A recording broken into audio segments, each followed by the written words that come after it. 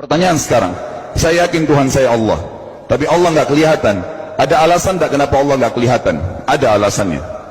Anda tanamkan baik-baik, ini masalah akidah yang paling penting. Kata Nabi, itu disebutkan dalam banyak riwayat, bahwasanya nabi-nabi pun belum pernah ada nabi yang lihat Allah, termasuk Nabi Muhammad SAW. Kita ambil dalilnya dalam hadis Bukhari. Waktu Nabi SAW pulang dari Isra Mi'raj, jemaah sekalian, Aisyah bertanya radhiyallahu anha, berkata, istri beliau, ya Rasulullah, hal tara rabbak, apakah anda waktu Mi'raj ke langit, terima perintah sholat, sempat lihat Tuhan anda enggak? Lihat enggak Allah itu bagaimana? Apa jawaban Nabi SAW? Nurun ala nur anna arah. Allah itu cahaya, di atas cahaya, terang sekali, bagaimana saya bisa melihatnya? Artinya Nabi SAW mengatakan, saya sendiri belum pernah lihat bagaimana itu Allah. Contoh sebelumnya Nabi Musa alaihissalam. Nabi Musa waktu menerima wahyu Taurat, itu selama 40 hari, turun Taurat lengkap. Al-Quran 23 tahun baru lengkap. Kalau Taurat 40 hari, nunggu di gunung Tursina. Tursina sebuah wilayah di Mesir sekarang. Itu banyak gunung-gunung batu, ada satu gunung batu yang tinggi, Nabi Musa nunggu di situ. Setiap hari Jibril datang turunin surah, turunin ayat gitu. Setelah berlalu 37 hari dari 40 hari menunggu Taurat turun, Nabi Musa AS tiba-tiba bertanya kepada Allah, mengatakan begini dalam Al-Quran, A'udzubillahiminasyaitonirrajim, Rabbi arini anzur ilaik. Wahai Tuhanku, izinkan aku melihatmu. Aku beriman kau ada ya Allah, tapi aku ingin lihat kau bagaimana. Allah menjawab, tidak mau mengecewakan Nabi Musa. Sebagai manusia Allah mengatakan, lan tarani. Perlu anda tahu dalam bahasa Arab jemaah sekalian ada 3 kosakata la, tidak yang berarti tidak. Ada la biasa artinya tidak, ada lam dengan mim, lam artinya tidak pernah, ada lam dengan nun, lan artinya tidak akan pernah. Allah mengatakan apa? Lan tarani, kau tidak akan mampu melihatku wahai Musa. Tapi Allah nggak mau kecewain Musa. Ternyata Musa selama 37 hari jemaah sekalian kagum-kagum melihat gunung-gunung batu di situ. Pergantian siang malam, burung-burung yang terbang, air yang mengalir di lereng-lereng gunung. Lalu dia mengatakan, Allah mengatakan apa? Walakin unzur ilal jabal, fa in istaqarra makanahu fasawfa tarani. Coba kamu lihat gunung-gunung batu di sekitarmu hai Musa. Kalau mereka bisa menampung kedatanganku, kata Allah, kau akan bisa melihatku. Apa yang terjadi? Allah lanjutkan, falamma tajalla rabbuhu lil jabal, waktu Allah baru niat mau datang, belum datang, ja'alahu dakka, semua gunung batu itu hancur lebur, tidak mampu menampung kedatangan Allah. Wa kharra Musa sa'iqa, lalu Musa pingsan tiba-tiba. Waktu Nabi Musa bangun, langsung ucapkan kalimat, amantu billah, saya beriman pada Allah. Berarti fakta lapangan, nabi-nabi aja belum pernah lihat Allah. Masih pertanyaan lagi jemaah sekalian, kenapa Allah nggak bisa kelihatan? Saya akan jawab dan tolong ini jadikan sebagai pegangan hidup. Ini landasan akidah kita. Kata para ulama, karena anda kalau sholat, anda mengucapkan satu kalimat yang merupakan jawabannya. Allahu Akbar. Allah Maha Besar. Akbar adalah siga mubalaghah dalam Islam. Sesuatu yang melampaui batas, Maha Besar. Kita terangkan. Kata Nabi SAW, perumpamaan bumi yang kalian tinggali ini dibanding dengan langit pertama di atas kepala kalian, ada 7 lapis langit. Allah mengatakan, sab'an shidada, 7 lapis langit yang kokoh. Alladzi khalaqa sab'a samawatin tibaqa, yang menciptakan langit tibaqa bersusun, 1, 2, 3, 4, 5, 6, 7. Allah di atas langit ke-7. Kata Nabi SAW, perumpamaan bumi yang kalian tinggalin dibanding dengan langit pertama di atas kepala kalian, ibaratnya seperti cincin yang dibuang di padang pasir.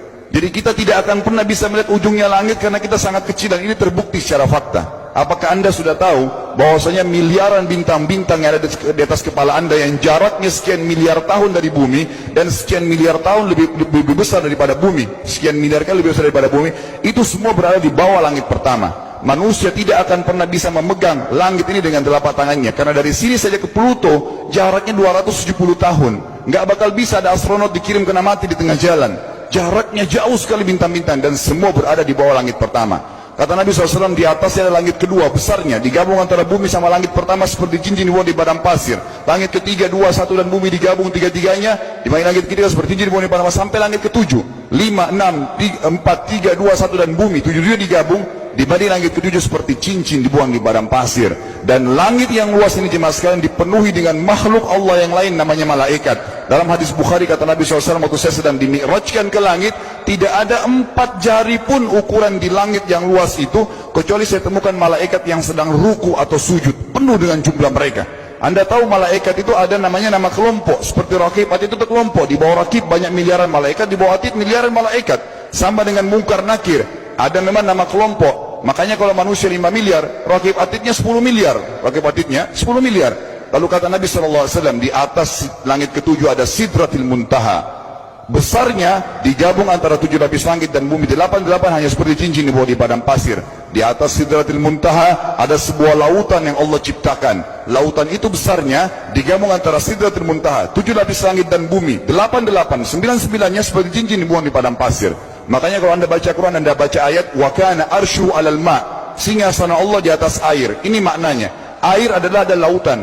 Lalu kata Nabi SAW, arsy-nya Allah di atas lautan itu singgasananya Allah. Besarnya digabung antara lautan, Sidratul Muntaha, 7 lapis langit dan bumi. 10-10-nya hanya seperti cincin dibuang di padang pasir. Anda sudah hafal ayat kursi?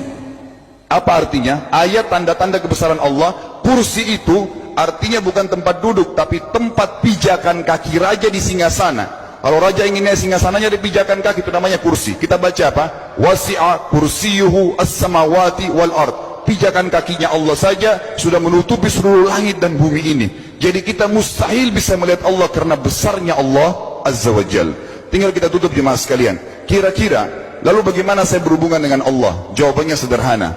Anda lingkari namanya Allah, ini Tuhan kita. Yang menyembah selain Allah kafir, yang mempartisipasikan Allah dengan makhluknya, masih sembah berhala, kuburan, jimat, namanya syirik. Dua-dua nggak boleh.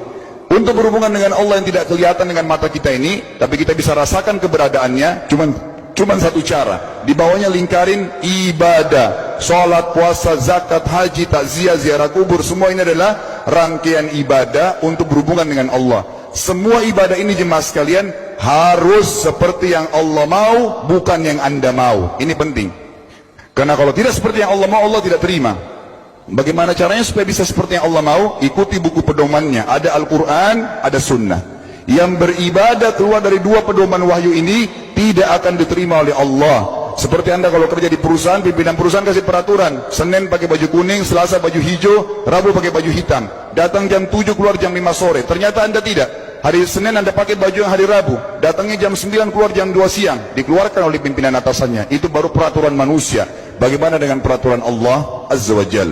Maka kita simpulkan semua jemaah sekalian adalah, yakinlah Tuhan Anda Allah ada, satu-satunya Tuhan.